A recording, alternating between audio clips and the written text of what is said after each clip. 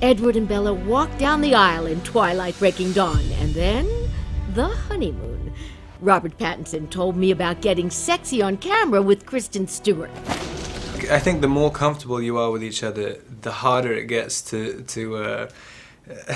do kind of any kind of really intense relationship scene, because you know what the other person's thinking the whole time, and it's sort of, whereas most of the time, you know, if you're doing a movie with doing a love scene or whatever, you barely know the person, and so you're kind of, all you're thinking about is like, I don't want to embarrass myself in front of this person, and so and each party is thinking about that. Whereas the more you know each other, you suddenly see what the other person's doing during the scene, and it becomes ridiculous after a while. Making love in the bedroom, and then more romance in the ocean.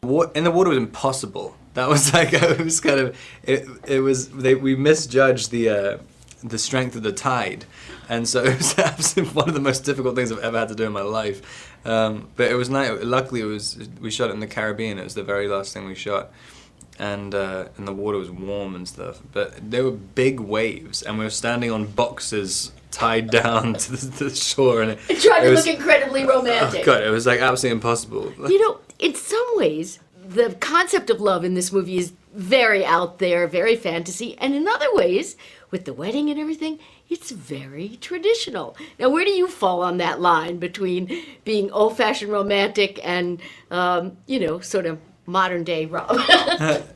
I don't know. I mean, I guess I must be kind of old-fashioned, because everyone's always telling me that Edward's kind of old-fashioned, but I always see him as fairly normal. I mean, it's kind of, you know, he just knows what he wants, and, you know, if you're in love with someone and he just likes the idea of getting married to them, I mean, it's kind of, and I guess, I guess I kind of agree with that.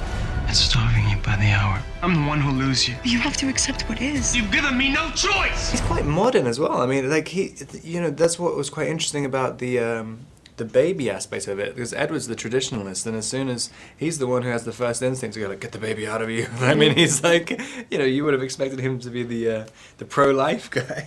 Arpats is so cool, and he still takes the Twilight Saga to heart. Just having gone through basically the exact same journey from day one, I mean, you do become quite possessive of the characters and possessive of the movies. Much more so than if it was just one movie and you could deal with the consequence of that and then do a totally different movie afterwards to dissipate it. But this is, you know, you really have to maintain some kind of control over it.